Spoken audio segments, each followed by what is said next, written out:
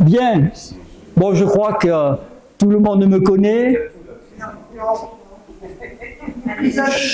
dans cette pièce. Professeur de géologie à la retraite. Et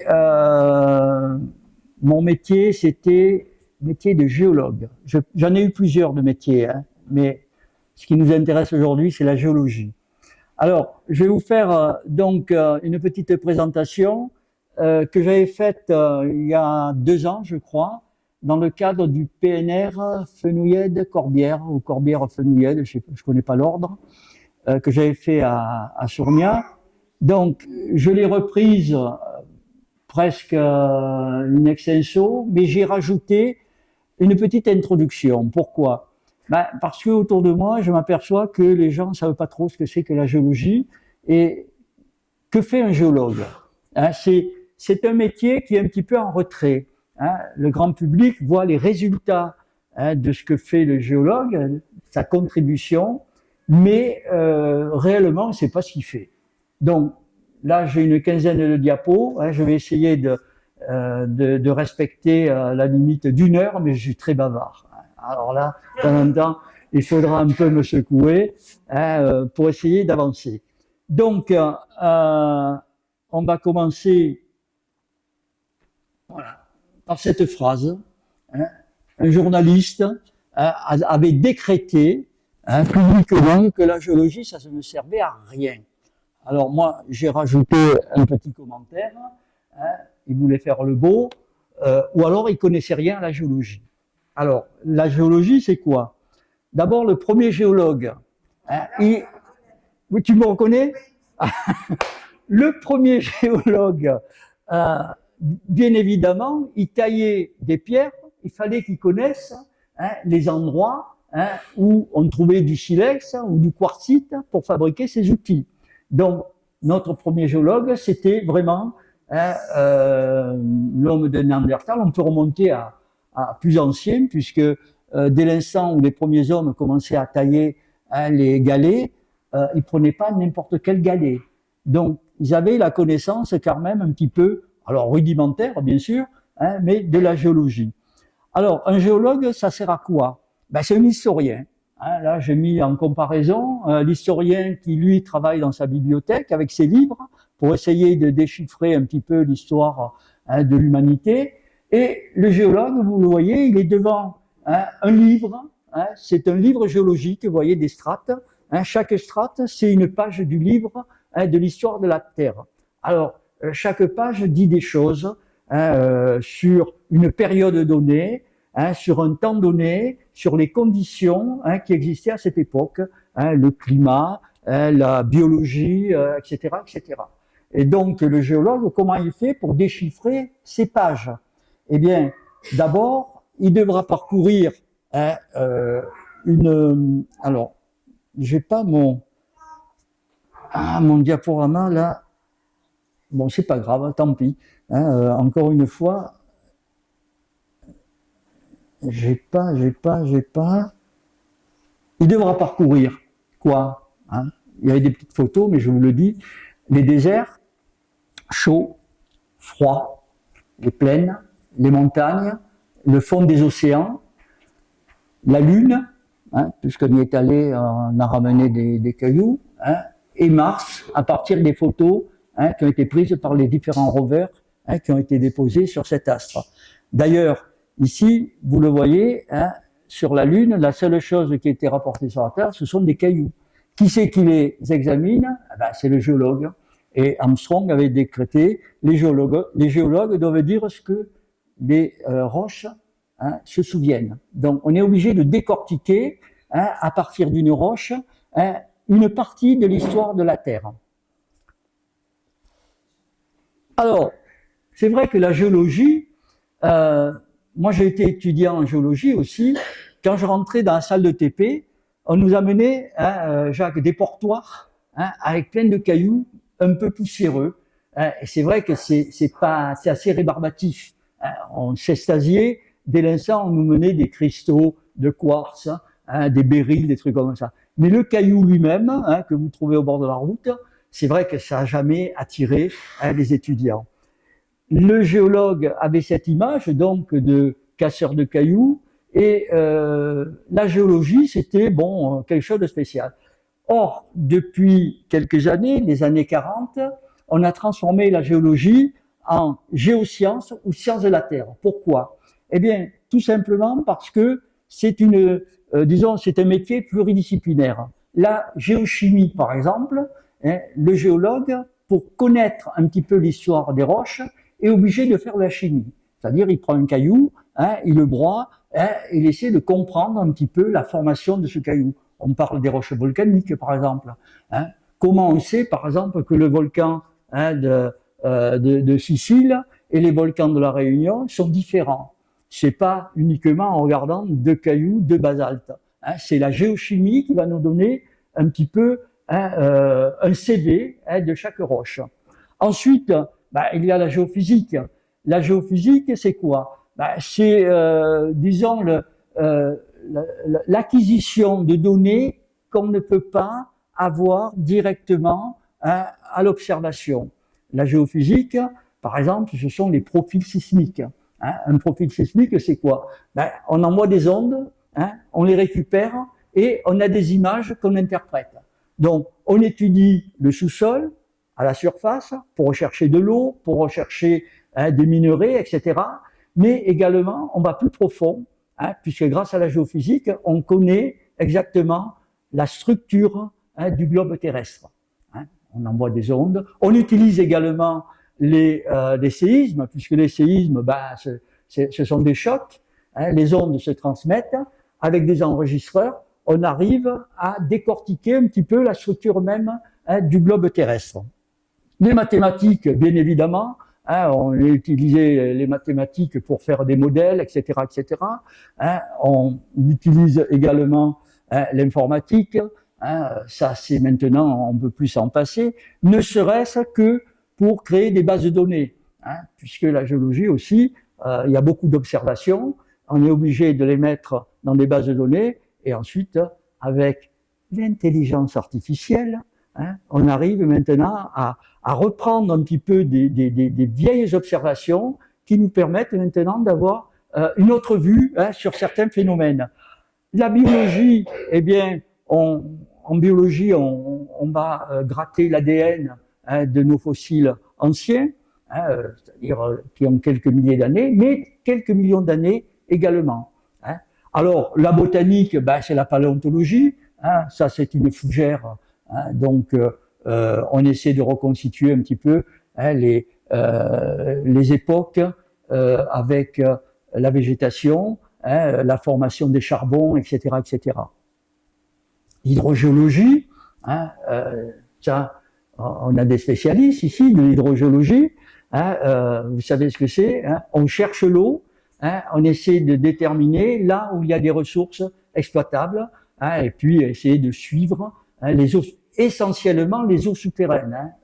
Bon, après les eaux aériennes, le géologue, disons, n'a pas trop d'intérêt, mais dès l'instant où l'eau pénètre dans le sol, eh bien, le géologue est impliqué.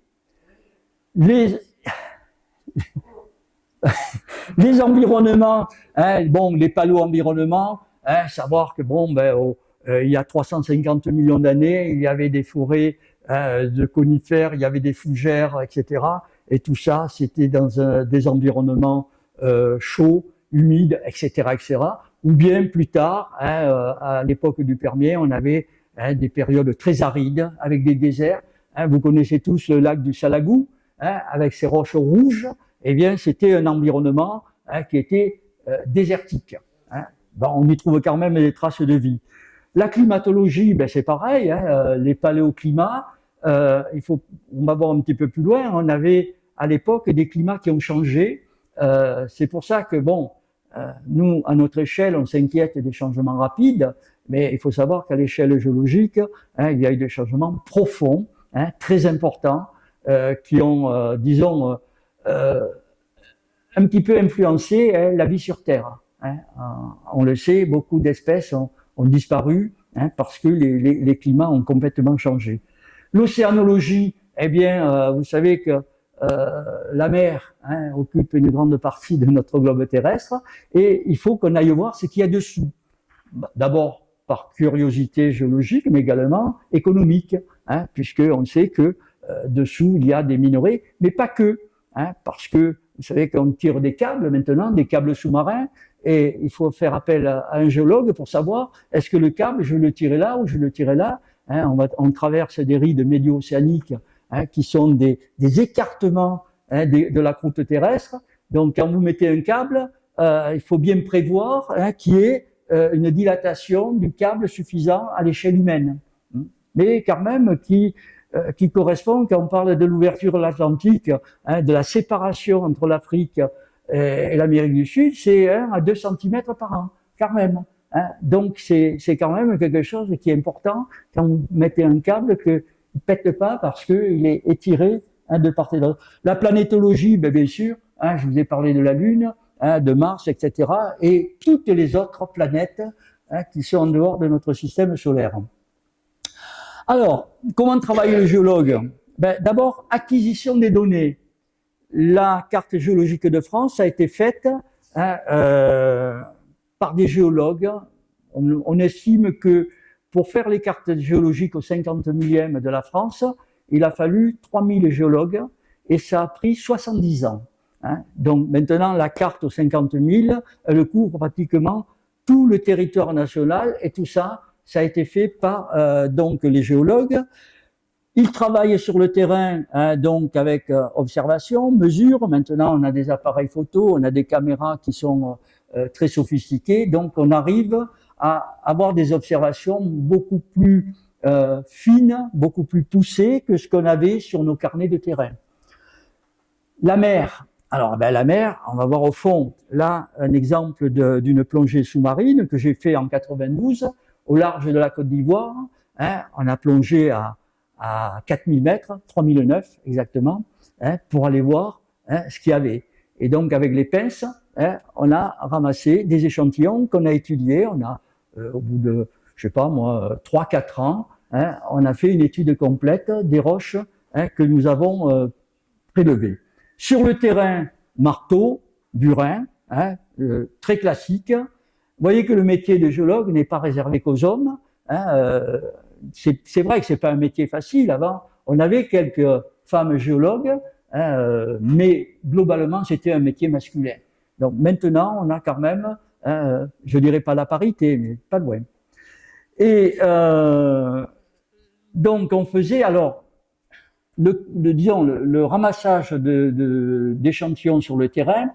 En mer, outre les plongées avec les bathyscaphes qui sont des plongées quand même très ciblées, et vous rapportez quelques, je sais pas moi, quelques dizaines de kilos de cailloux, et un peu en vrac, c'est-à-dire on prend un morceau ici, on le note, tout ça. Donc on a des bateaux océanographiques, ici un bateau américain qui s'appelle Joides Resolution, qui au milieu de l'Atlantique a fait des forages. Donc là, moi j'ai participé à cette campagne en 95, un mois sur le bateau, pour faire des carottages sous une tranche d'eau de 2 km à peu près, mais on peut descendre, disons, dans des profondeurs beaucoup plus importantes. On va jusqu'à 5, 6, 7 000 mètres de profondeur, et on creuse donc avec un carottier, un gros carottier, on creuse les sédiments ou les roches beaucoup plus endurées. Alors, une fois qu'on a récolté ces documents, on peut travailler au laboratoire sans aller transpirer sur le terrain ou passer un mois sur un bateau sans alcool. Donc, mais non, mais le Joides, c'est un bateau qu'on dit sec, ce qui est un grand bluff, parce que j'ai vu des collègues allemands venir une fois, ils nous ont appelés, ils étaient dans le laboratoire en train de se partager une petite fiole de rhum.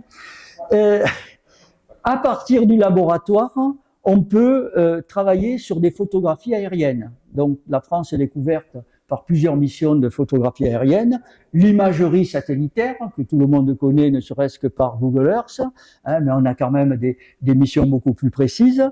des SLAR qui sont des imageries radar, hein, on envoie des ondes radar sur le sol, hein, et on récupère l'écho, ou bien des lidars qui permettent de traverser, hein, carrément la végétation, hein, pour avoir ce qui se passe d'ailleurs en Amazonie, hein, pour retrouver un petit peu les vieilles constructions, hein, on utilise des lidars. Ensuite, on a des surveillances en temps réel, les sismomètres dans les zones sismiques, hein, pour savoir quelle est l'activité sismique. Alors malheureusement, pour les tremblements de terre, on sait qu'on a des zones sismiques, on sait où elles sont, mais on ne sait pas quand c'est que ça va péter, hein. En revanche, pour les volcans, on sait où ils sont, hein, on les observe et on sait quand c'est qu'il va y avoir des éruptions. C'est la différence donc avec les tremblements de terre. Et tout ça, on le fait à partir de du bureau, hein, donc on a des ordinateurs, on collecte les données, etc. Et ensuite, en mer, on met des bouées, hein, pour, disons, instrumenter les courants, etc. Ça, c'est plus le domaine de l'océanologie. Alors, en laboratoire, on traite les données. On prend un caillou, on le coupe, on le met sous un microscope. Et on voit, hein, vous voyez ici, vous avez des morceaux de granit ou des morceaux de roches sédimentaires, puisqu'on voit un petit fossile, un microfossile, donc, hein, dans une coupe de roches sédimentaires. L'analyse chimique, eh bien, je vous en ai parlé tout à l'heure, la géochimie, hein, on prend les roches, on les broie, hein, et puis on fait des profils géochimiques qu'on compare, hein, avec les différentes zones prélevées. La minéralogie, là on utilise le rayon X, pareil, hein, on fait des poudres et on arrive à distinguer, hein, différents types. Par exemple, dans les quartz, dans la silice, il y a des formes cristallines qui sont différentes et grâce au rayon X, on arrive à identifier si c'est la tridymite, si c'est du quartz microcristallin, etc., etc. Hein, donc là aussi. Alors, pourquoi j'ai mis un dinosaure, la géochimie isotopique? Parce que grâce à la géochimie isotopique, on a étudié des dents, hein, de dinosaures. Et grâce aux informations que nous ont données la géochimie, eh bien, on arrive à reconstituer, par exemple, le régime alimentaire. On arrive à reconstituer, hein, le climat. On arrive à reconstituer tout un tas d'informations, hein, grâce justement à la géochimie isotopique. Alors, les profils sismiques, je vous en ai parlé, on envoie des ondes, hein, on reçoit ces ondes, on les trie, et vous voyez, on a un profil sismique. Et c'est quoi cette petite étoile? Eh bien, cette petite étoile correspond à un épicentre de séisme. On a eu un séisme à côté, on a réussi à localiser l'épicentre, puis l'hypocentre. L'épicentre est à la surface, l'hypocentre est en profondeur, et cet hypocentre, eh bien, il tombe pile poil sur une faille. Donc, on sait que le tremblement de terre s'est produit le long de cette faille. Donc, vous voyez, ça nous apporte quand même des informations, hein, sur les failles actives, hein, et celles qui peuvent nous causer des dégâts. Ensuite, bon, les carottes de sédiments marins, hein, quand on a fait les prélèvements en mer, on a des carottes, et puis là, on met, hein, des générations d'étudiants, hein, pour travailler, hein, centimètre par centimètre, hein, pour faire des analyses, pour faire de la sédimentologie, pour faire de la microminéralogie, etc., etc. Enfin, on a ici une carte de l'imagerie haute résolution. C'est quoi? Ben ici, vous avez le bassin du Levant, hein, dans lequel on est parti avec un bateau et on avait un radar multifaisceau. Là encore, on envoie des ondes, on les reçoit et on les traite. Et on a un résultat où, vous voyez, les couleurs vous donnent la profondeur. Hein, le bleu, c'est du très profond. Hein, le rouge, c'est presque à la surface. On est là entre les côtes de Syrie et de Liban et les côtes de Chypre. D'ailleurs, à l'époque, on avait été suivi par la marine américaine, par l'aviation américaine, qui nous voyait traîner dans le coin. Et bon, ils étaient au courant, mais ils étaient venus voir quand même, hein, si on ne trafiquait pas des armes. Donc voilà un petit peu, le métier de géologue parfois peut être assez dangereux, hein. je vous passe, je voulais montrer des diapos, mais j'ai renoncé parce que c'est trop cruel. À quoi sert le géologue dans notre quotidien? Eh bien, tout d'abord, les matières premières non renouvelables. Alors, c'est le gaz, hein, c'est le charbon, c'est le pétrole et c'est le nucléaire. Donc, toutes ces sources d'énergie sont des sources non renouvelables. Mais, pour l'instant, on en a besoin, hein, pour chercher de l'argent, du platine, du nickel, hein, chercher du pétrole, on en cherche encore, malheureusement, hein, des diamants, des rubis, mais également, hein, vous avez comme je dis, des matériaux moins nobles, comme le calcaire, hein, le sable, le calcaire, on en fait du ciment, hein, donc on en a besoin, hein, malgré tout. Les bauxites pour l'aluminium, les pierres d'ornement, les matériaux de construction, etc. Alors, les matières premières énergétiques renouvelables. Eh bien, le géologue intervient dans tout ce qui est, on a vu, hydrologie, hydrogéologie, la construction des barrages, hein, qui est quand même une solution d'énergie renouvelable. Eh bien, elle a besoin des géologues. Parfois avec des catastrophes, on se souvient de Malpasset, hein, si ça vous dit quelque chose, hein, le barrage qui a cédé, parce que la conception qui a été faite par les géologues, hein, ils se sont ratés. Hein, il faut le dire comme ça, il ne faut pas avoir peur parfois de dire que c'est pas une science exacte. Ils n'ont pas assez bien évalué, hein, les faiblesses de la roche, hein, par rapport au dimensionnement du barrage. La géothermie, vous connaissez, hein, en France, on a un peu de géothermie, hein, en Alsace, hein, essentiellement. Donc, c'est vrai qu'après, il y a la géothermie particulière, hein, qui ne relève pas trop du géologue, puisque hein, vous faites une tranchée, vous mettez des tuyaux, hein, et vous recouvrez, et puis voilà. Hein. Le géologue, lui, s'occupe de la géothermie profonde. L'énergie éolienne, on a besoin aussi du géologue pour l'implanter, hein, pour pas que notre éolienne se casse la figure. Hein. Donc là encore, on fait appel à la connaissance du géologue par rapport au fond marin. Alors, qu'est-ce que ça nous apporte dans le quotidien? Très rapidement, hein, les eaux souterraines, les rejets miniers. Hein, il est bien évident que ça, c'est d'actualité, on en parle beaucoup, ouais, des rejets miniers. L'évaluation des risques naturels, c'est toujours pareil, hein, la construction des routes, les dégâts des séismes, etc. L'étude des changements climatiques. Alors, vous voyez, j'ai mis une petite terre il y a 700 millions d'années. C'était une boule de neige. Hein. Alors, on dit, comment vous le savez? On a des traces. Hein, on a les traces dans les sédiments, on a ce qu'on appelle les tilites, hein, qui sont des roches associées aux glaciers. Donc la Terre, elle était complètement glacée. Ça peut nous arriver encore. Hein. Dans le génie civil, eh bien, aménagement du territoire, on sait que là aussi le géologue intervient. Alors, c'est pas tout. Hein. Vos smartphones, hein, eh oui, le géologue, en quoi il intervient? Le géologue, il va chercher, hein, les matériaux nécessaires, hein, au fonctionnement des smartphones. Alors, il faut des métaux, de la roche. Voilà ce qu'il y a, hein, dans un smartphone. Vous voyez, les métaux, hein, et en particulier ce qu'on appelle les terres rares. Les terres rares, d'ailleurs, c'est d'actualité, puisqu'on sait qu'actuellement, c'est la Chine, hein, qui nous en vend. Hein, c'est elle qui produit l'essentiel, hein, de ces terres rares. Alors, c'est quoi les terres rares? Voilà, donc une classification. Hein, vous voyez que les terres rares, il y en a exactement 17. Il y a 17 éléments. Et, par exemple, si on prend deux terres rares, gallium, indium, hein, eh bien, ils sont utilisés dans nos écrans tactiles.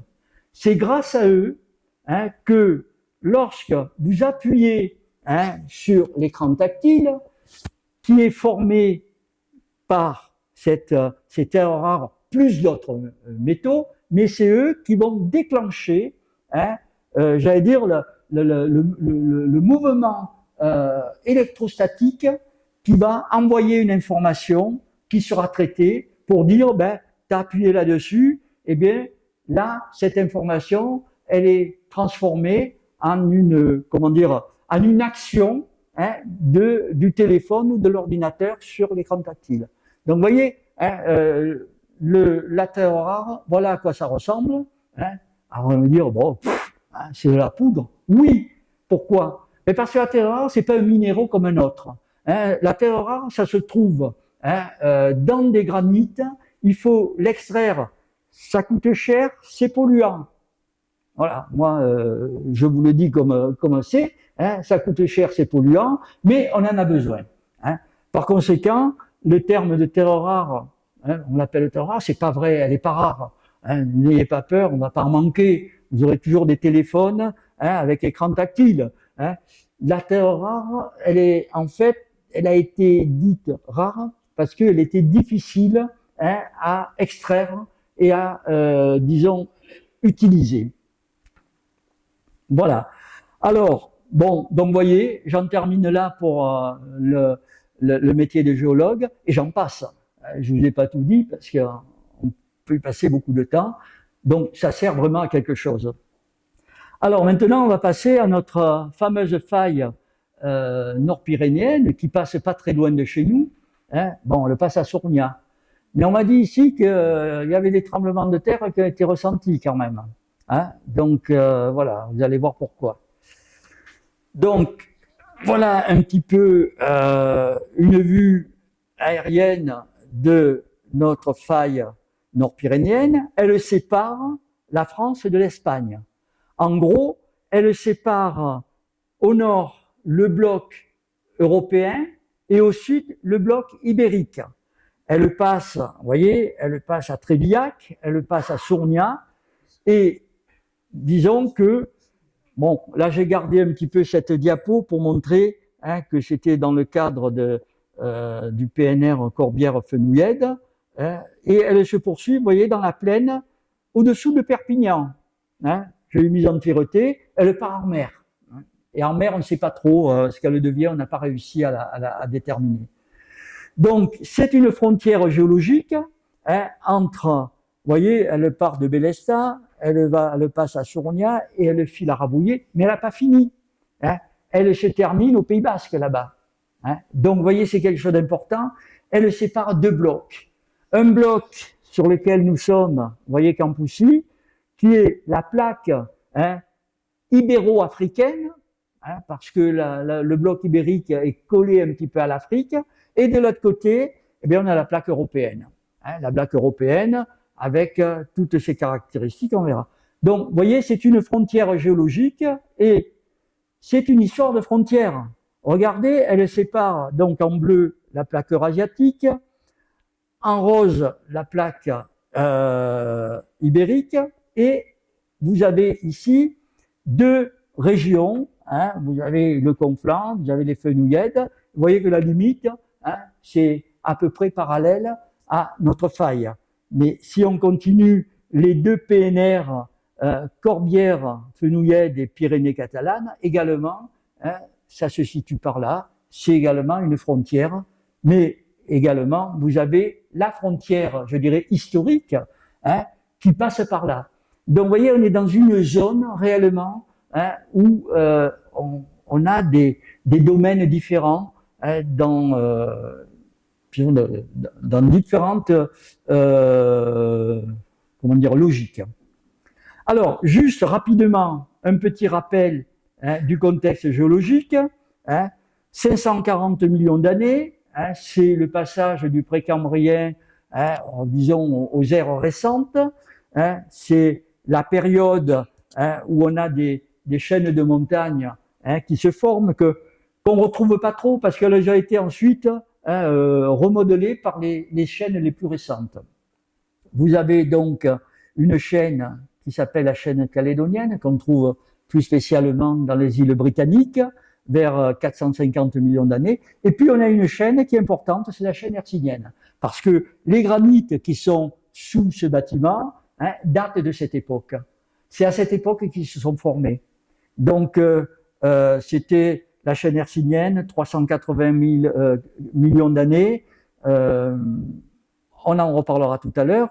Au cours de cette orogenèse, eh bien, on a eu des transformations, des granites et des gneiss. C'est des termes que vous avez entendu parler quand même. c'est pas nouveau, hein. Et surtout, à cette époque, dans la chaîne hercynienne, il y a eu une grande faille qui s'est formée. C'était déjà notre faille nord-pyrénéenne. Donc, vous voyez qu'elle remonte à 300 millions d'années. Donc, c'est pas une faille qui s'est formée hier, hein. Ensuite, vous avez la période du Mésozoïque. Alors bon, là, c'était la période de l'invasion des mers, hein, avec des ammonites, avec les dinosaures sur les terres environnantes, etc., etc., hein, des bassins sédimentaires, puisque tous les calcaires que vous voyez en face, hein, au-dessus de Sorgna, ce sont des calcaires qui se sont formés dans des bassins, hein, au cours du Mésozoïque, avec ensuite des marnes, hein, on va le voir. À la fin de l'ère secondaire, ben, vous avez la météorite, hein, qui a détruit les dinosaures, hein, c'est la fameuse météorite qui est tombée dans le golfe du Mexique, hein. Et ensuite, au tertiaire, on a eu les chaînes de montagnes, les Alpes et les Pyrénées. Donc, les Alpes et les Pyrénées se sont formées, donc, vous voyez, ce sont des chaînes relativement récentes. Les unités structurales, rapidement, hein, vous voyez que les Pyrénées, c'est une espèce de cicatrice, hein, entre les deux blocs, avec la haute chaîne pyrénéenne qui est formée essentiellement, hein, de matériaux anciens. Pourquoi? Quand elle s'est soulevée, elle a repoussé au sud et au nord toutes les roches sédimentaires récentes. Du coup, c'est les plus anciennes, ce sont les roches hercyniennes, hein, qui apparaissent. Alors, il y en a des plus vieilles, mais ça, on s'en fout, hein. On ne va pas en parler parce que c'est une longue histoire. Donc, plus précisément, hein, voyez, vous avez la faille nord-pyrénéenne qui sépare ce qu'on appelle la zone axiale, hein, avec le massif Quérigut-Millas sur lequel on se trouve. Donc, tous les granites qui sont ici, hein, ce sont les granites dits de Quérigut-Millas. Il faut le retenir. Ensuite, vous avez la zone nord-pyrénéenne, ce qui est au-delà de Sorgna, hein, et qui remonte jusqu'au Moutoumé, la nappe des Corbières qui remonte jusqu'en Provence, et ensuite, eh bien, on va tomber sur le Massif central. Alors, on va voir en détail cette portion, ici, un petit bout, hein, de cette faille nord-pyrénéenne, hein, qui nous concerne directement, puisqu'on y passe devant tous les jours.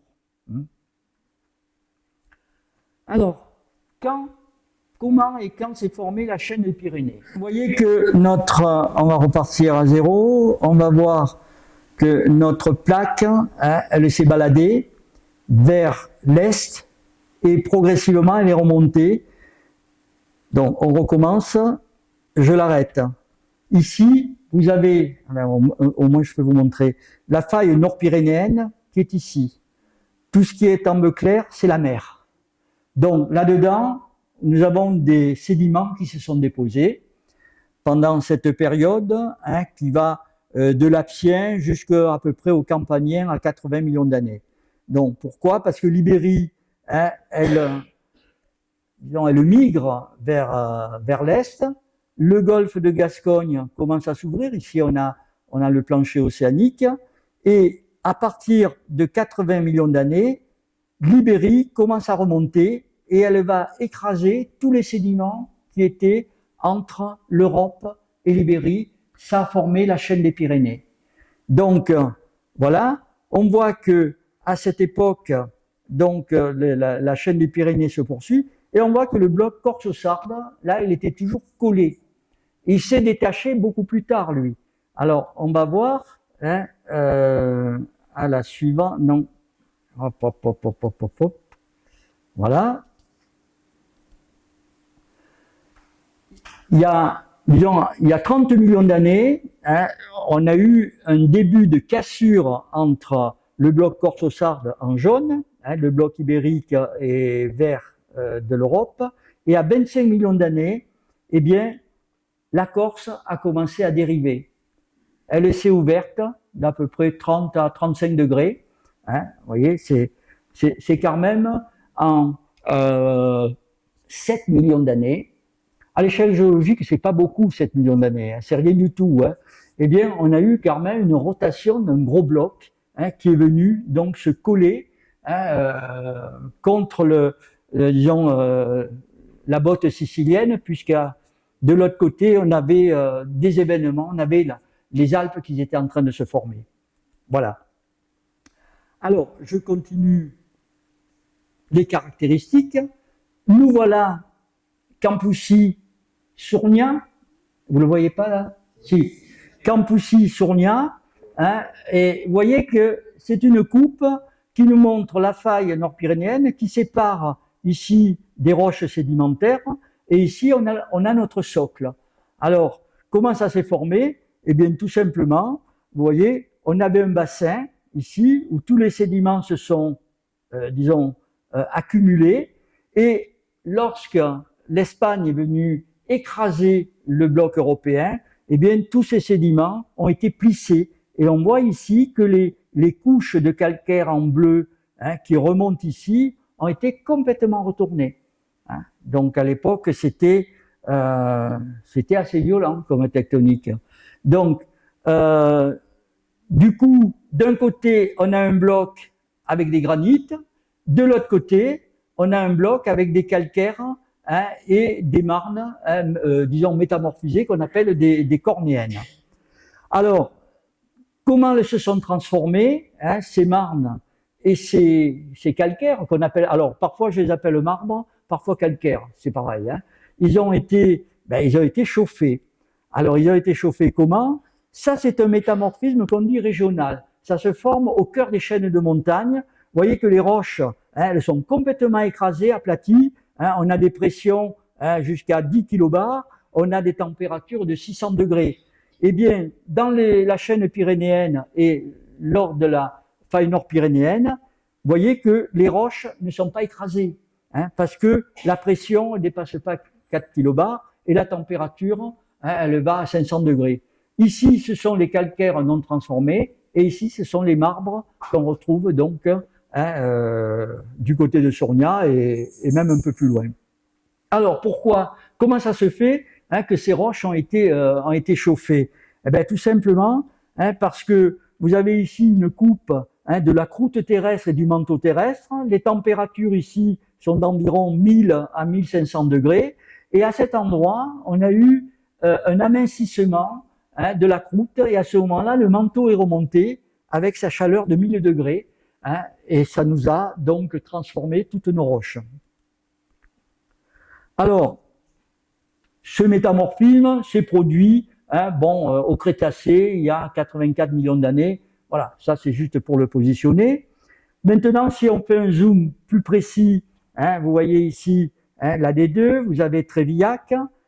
On va continuer donc à partir de Trévillac.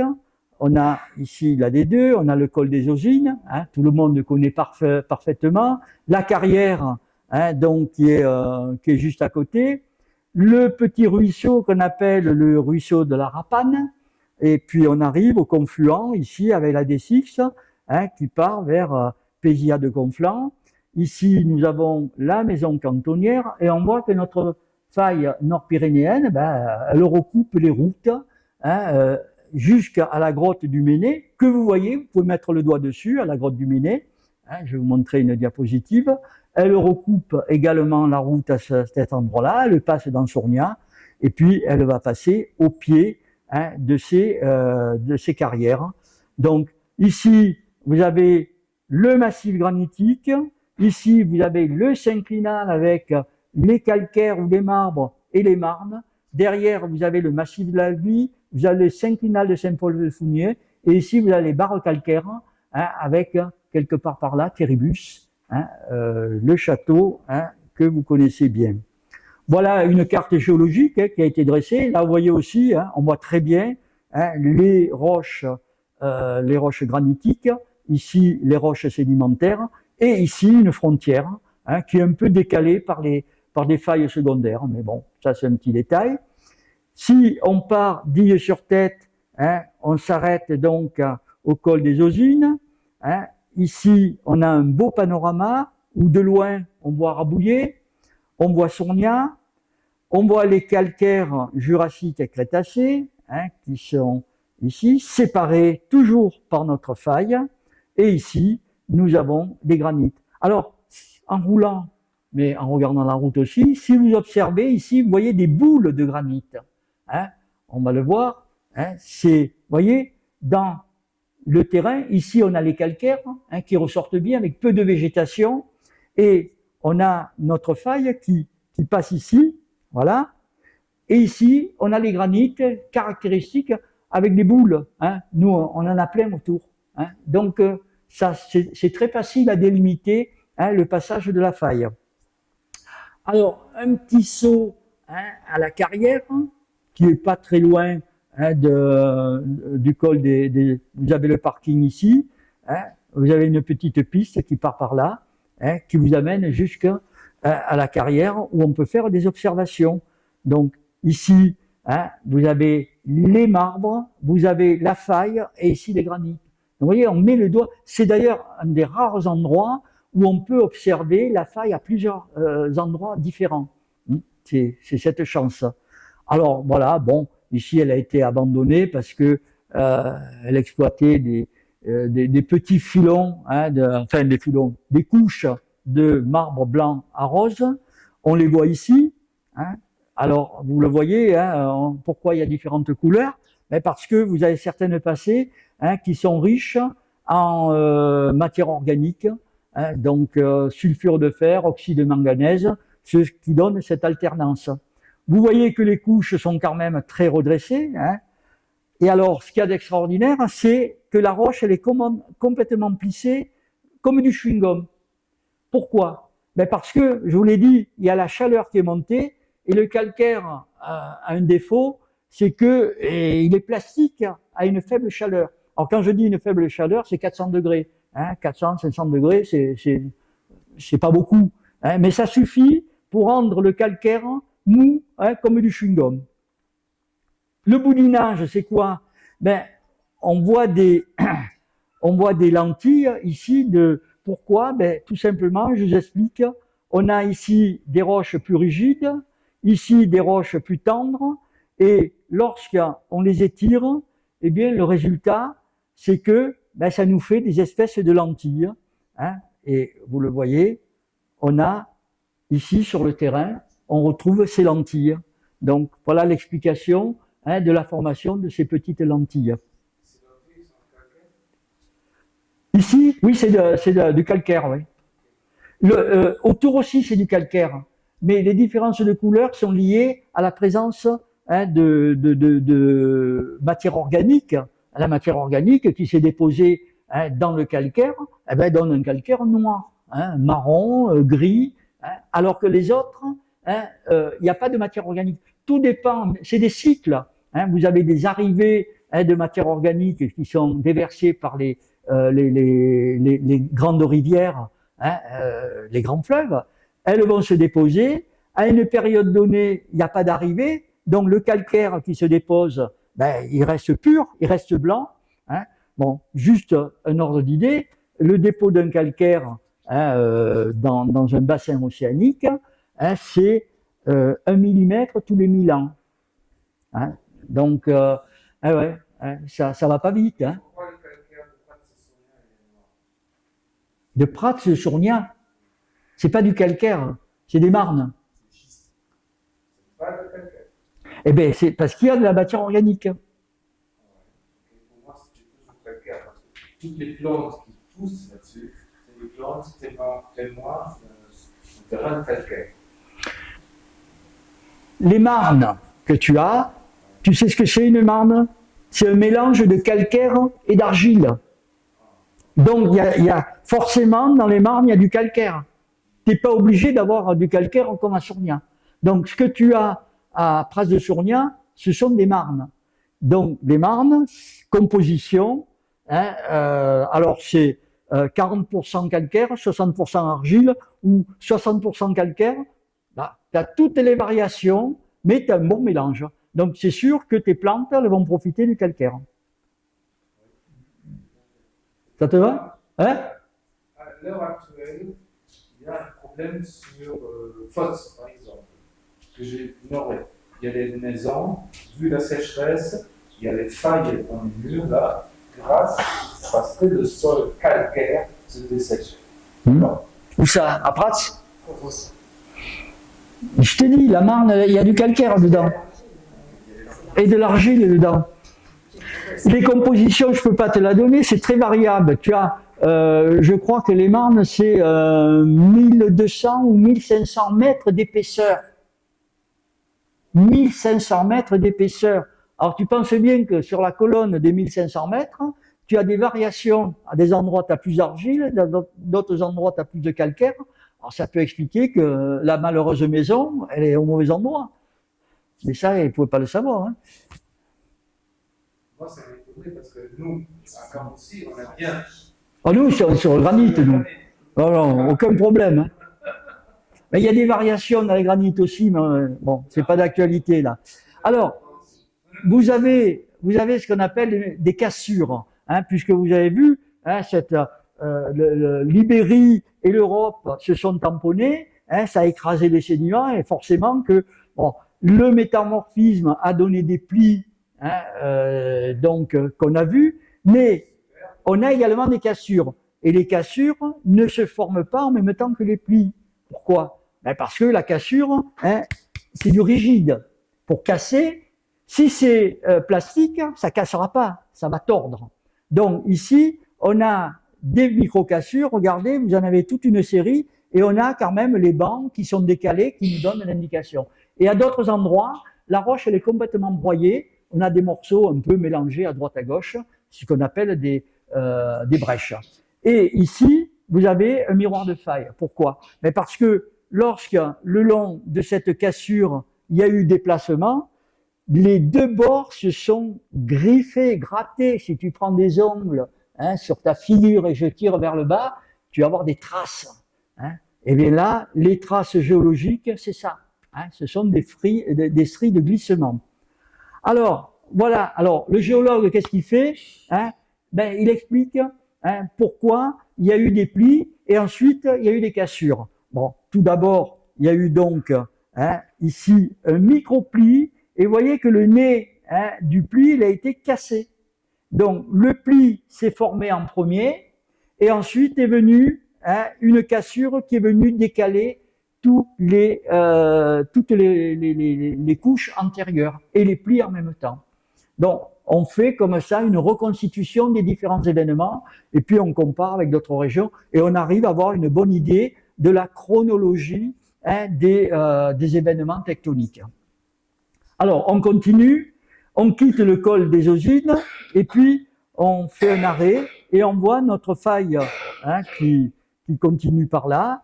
On arrive ici au croisement avec la DFCI et on est juste en face le Roc Blanc. Hein, vous connaissez tous le Roc Blanc. Voilà, il est là et vous voyez qu'il a une forme quand même un peu tordue. Hein, pourquoi? Parce que il est plissé, hein, il a été tordu, plissé.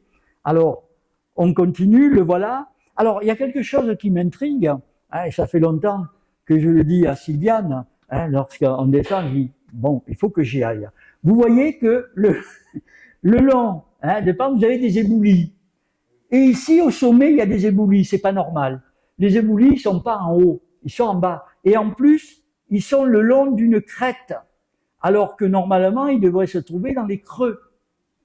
Donc, voilà. Je vous le dis, ça m'intrigue, il faut que j'aille voir. Hein. Est-ce que je pense que c'est les humains qui ont fait quelque chose là? Quoi? Je ne sais pas. Pardon? Moi, merci. Hein. T'as vu les tonnes de cailloux? Non, pas les isards. Ce qui est vrai, ou alors c'est les gens qui ont fait tomber ça pour construire la tour en bas. Eh bien peut-être. Hein. Je veux aller voir. Si, il y a des tours en bas. Hein?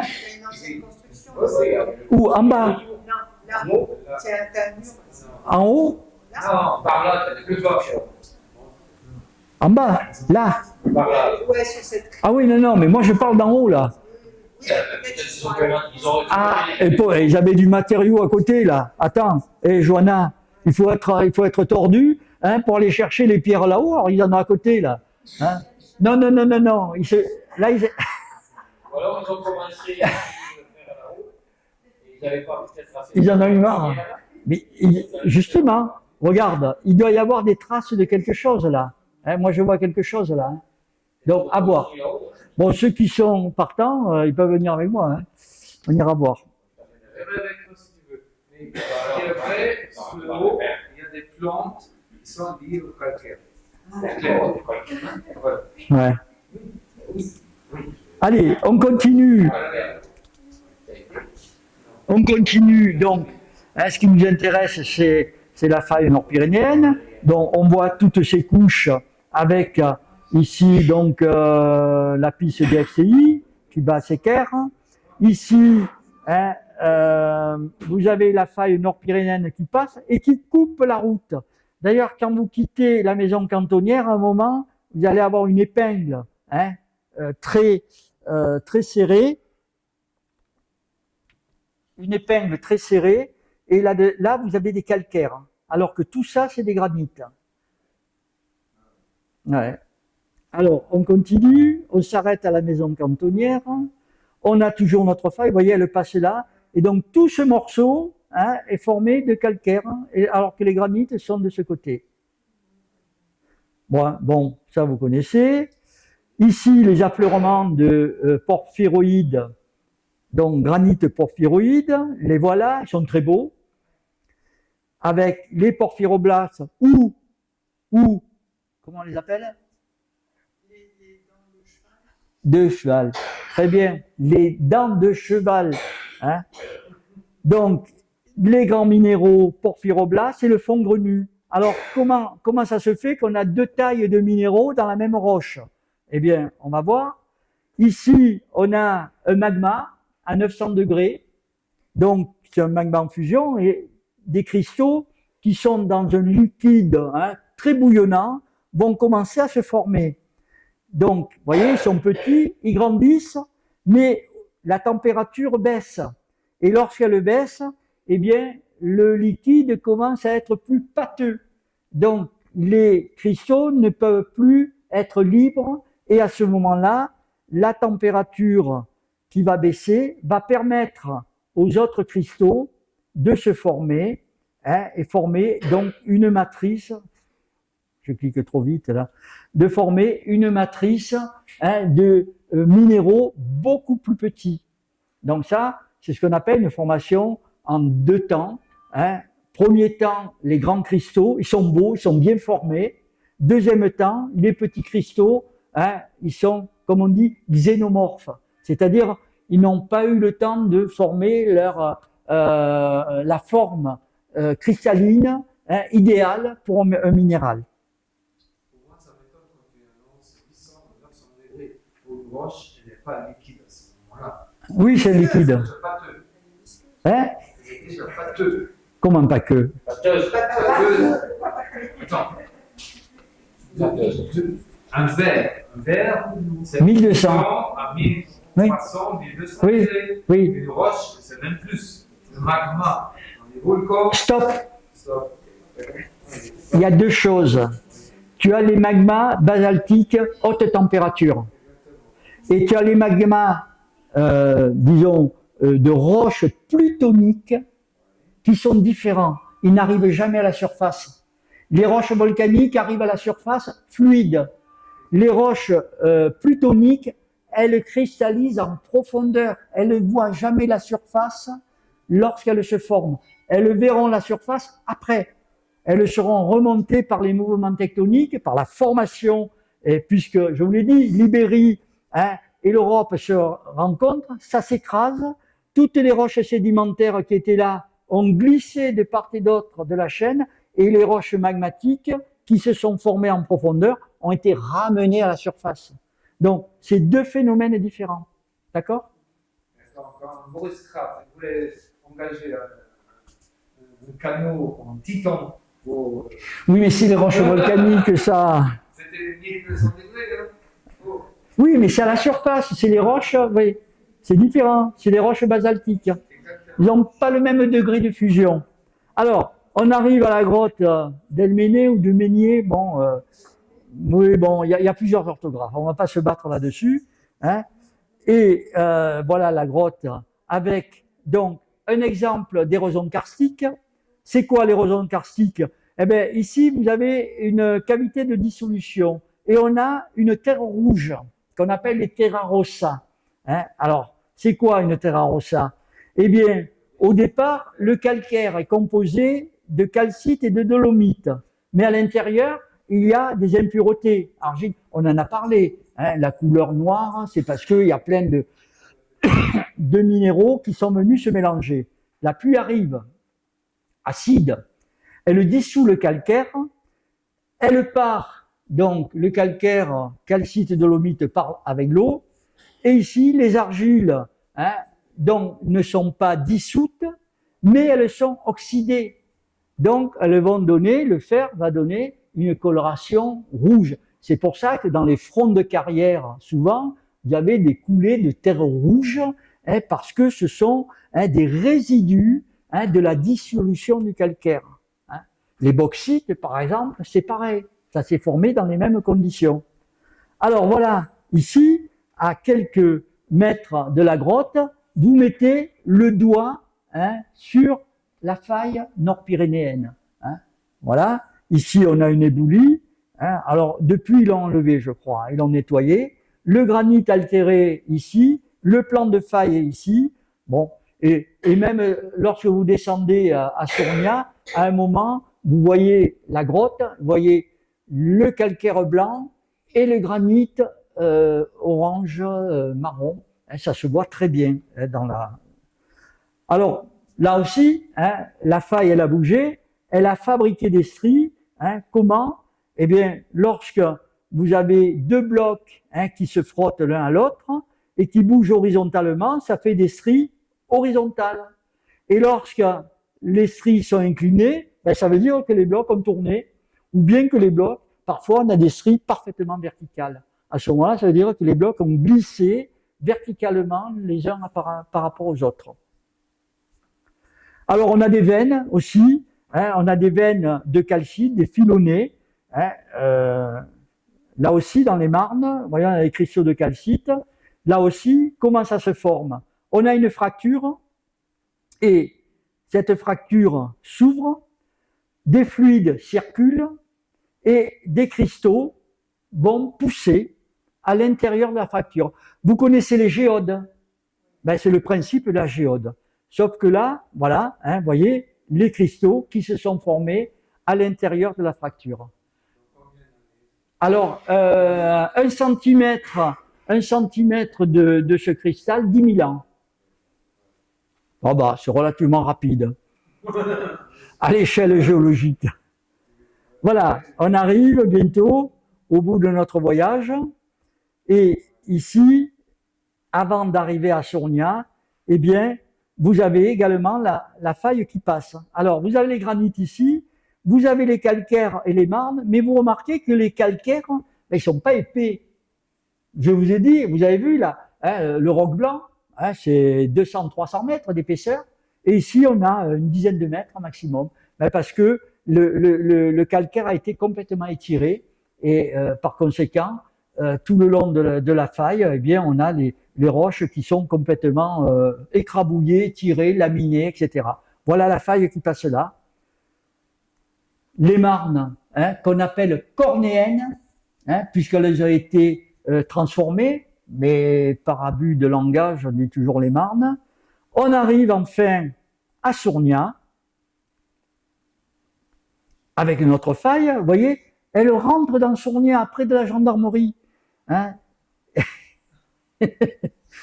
Voilà une vue aérienne. Alors, comment je l'ai cartographiée? Ben, je suis allé au bord de la route, là il y a du granit, là il y a du calcaire, là il y a des marnes. Si je continue, je retrouve du calcaire ici, je retrouve du granit ici, et puis on a notre faille qui sépare hein, le calcaire du granit qui passe là, donc ça c'est l'interprétation du géologue, mais on retrouve notre calcaire au-dessus. Donc ça veut dire que notre faille a été décalée par une faille transversale. Donc vous voyez, c'est pas la faille nord-pyrénéenne n'est pas un long fleuve tranquille. C'est le carillage Sournia. Alors c'est là que je crois que c'est la dame qui était là, hein, qui a hurlé quand je lui ai dit que la faille passait sous sa maison. Bon, là voilà. Et vous voyez, sous la maison, regardez, hein, le calcaire, il est complètement écrasé, écrabouillé. Hein, et le jour où il y aura un tremblement de terre, peut-être, c'est pas sûr, peut-être. Hein. Enfin, dernière diapositive, là, on a les marbres, hein, donc de Sournia, avec ici les granites, ici les marnes. Hein. La carrière, bon, les calcaires sont beaucoup plus massifs, là. On retrouve, vous voyez, hein, les étirements, on retrouve les stries de glissement, on retrouve des microplis. Vous voyez comment la roche, elle a été quand même torturée, tordue, écrasée, écrabouillée. Hein, donc, ça a été assez violent. Hein. Voilà. En résumé, la faille est une faille majeure liée, héritée de l'histoire hercynienne. Elle a joué un rôle de frontière de plaques agitée. Au Crétacé, c'est une faille transformante. Oui, pourquoi transformante? Parce qu'on a eu deux plaques qui ont glissé l'une par rapport à l'autre. Et c'est le principe même de ce qu'on appelle les failles transformantes. Elles transforment un mouvement en un autre. Hein. Et donc, ça a provoqué un réchauffement, une transformation des sédiments. Ensuite, on a eu la formation, grâce à la collision Europe-Ibérie, hein, on a eu la chaîne des Pyrénées qui s'est formée. Et enfin, pour conclure, l'activité tectonique, elle reste modérée malgré tout. Hein, il ne faut pas avoir trop peur. Hein, on aura des petits séismes, mais pas de séisme vraiment important ici. Après, ailleurs, j'en suis pas responsable. Il y a des micro-séismes qui tous les jours. Oui, oui, oui, mais c'est normal. Le dernier grand truc, le centre d'été à Saint-Paul. Oui, oui, oui. Ouais. Chez Richter. Hein. Oui, mais c'est dans la zone sédimentaire, hein, avec les... Voilà. Donc, merci pour votre attention. Et voilà un petit peu résumé, hein, la formation des Pyrénées avec la France et l'Espagne, hein, en affrontement. Voilà, Ils se rejoignent, voilà. C'est une joute. Merci. C'est fini. J'ai réussi à tenir 1 heure quand même. Hein. J'ai réussi à tenir 1 heure. Bravo. Hein. Donc cassez comme moi un coup. Il y a des questions? Oui, cassez comme moi un coup. Alain? Non. 2 questions. Oui. Géologue, vous connaissez bien, qui s'appelait. Attends, j'entends rien. Salveille. Oui, Salbert. Ouais, vous avez dit qu'on avait de l'eau à Campussy, Oui, parce qu'on avait du granit fissuré, oui, et que sur le bassin de Campussy, il y avait du quartz, une montée de quartz sur. des veines de quartz. Des veines de quartz sur le roc blanc, après le roc Oui, blanc. ouais. Est-ce que ça a à voir avec la faille pyrénéenne et... Ah, les veines de quartz? Oui. Ah oui. Ah oui, parce que je vous ai dit qu'il y a eu un métamorphisme, c'est-à-dire il y a eu une élévation de température. On a vu les veines de quartz, je vous ai montré. Qui était verticale. Voilà, c'est des jus. Hein. Alors, en bas, elles sont verticales, mais tu peux trouver des veines, c'est-à-dire le fluide, lui, il monte, il est chauffé, et il va passer où? Ben, il va passer là où il y a une fracture. Si tu as des fractures verticales, il sera vertical. Si tu as des fractures obliques, ben, il prendra le chemin le plus facile. Et là, avec la pression, il va écarter, hein, les lèvres de la fracture. Il va cristalliser. Alors, il prendra un certain temps. Hein, ça ne va pas se faire en un jour. Je vous ai dit 1 centimètre, hein, tous les 10 000 ans. Ça peut être 20 000 ans, 30 000 ans. Surtout que l'orogénèse, c'est un phénomène, la formation de la montagne. Ça dure 1 million ou 2. Hein, voilà, 1 million ou 2 d'années. Bon. De l'eau à Campussy grâce à la famille de Pyrénées. Ben, pas que.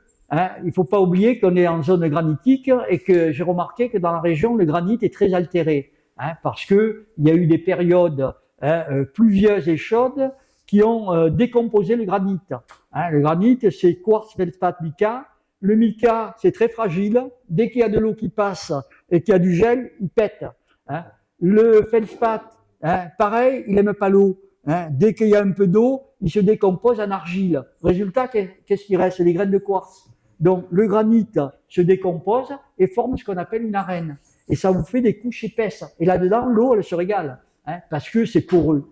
Alors, comment elle est retenue? Eh bien, parce que l'argile, hein, qui s'est formée à partir des feldspaths et des micas, elle est tombée au fond et elle fait un plancher imperméable. Voilà, hein, entre autres. Mais, Il faut dire quand même, le mica, quand tu dis va se décomposer avec le gel, oui, notre flotte, jamais elle est gelée. En 14 degrés, toujours. Le forage, je prends la température. oui, mais attends. L'hiver et été. Oui, attends, le forage, il y a deux choses. Hein, il y a, Franz, il y a deux choses. Tu as ce que je viens d'expliquer, c'est-à-dire l'aquifère, hein, lié aux arènes. Mais le forage a été implanté par Salver, hein, parce qu'il a fait une étude de fracture que j'ai regardée, hein, et il a fait son forage pile poil, hein, là où passent les fractures. Or, l'eau, elle circule dans les fractures. Elle peut venir de très loin. Vous avez vu la faille nord-pyrénéenne? Attends, elle part de la Méditerranée, elle va au Pays Basque. Donc vous imaginez ici quelques grosses fractures qui peuvent parfaitement parcourir plusieurs kilomètres et drainer de l'eau, hein, sur le plateau. Deuxième question, c'est Oui. ça n'a rien à voir peut-être avec la faille. Les chenilles de feu, est-ce que ça a à voir avec quelque chose ou pas avec la faille? Non, aucun rapport. Ça, chemine de fer, c'est un phénomène sédimentaire, hein, d'érosion sédimentaire, hein, d'un système de sable, d'argile, de conglomérats, c'est-à-dire les gros galets. Hein. Donc, c'est ce qu'on appelle l'érosion différentielle. Hein. Tu as des... Toute la vallée était inondée. Oui, oui, oui. Ça veut dire, hein, Tout à c'est fait. des sédiments, hein. Oui, oui. Oui, Jean, d'après ce que tu disais, oui, j'ai mal compris, oui. l'argile serait étanche. Ah oui. Ah oui? Ah oui, oui, oui. D'accord. L'argile, c'est de la pâte à modeler. Hein. Quand tu prends, regarde le feldspath. Attends, le feldspath, c'est dit, hein, ça te donne des argiles. La porcelaine de Limoges, elle est faite avec quoi? De l'argile. Et elle vient d'où l'argile? C'est le chaos. Elle vient de la, mais oui, mais de la décomposition des roches granitiques. Rien à voir avec, Tout à fait. D'autres questions avant d'aller boire, hein? Merci pour beaucoup. De toute façon, merci beaucoup. Bon, je vous remercie. Hein. C'est vrai.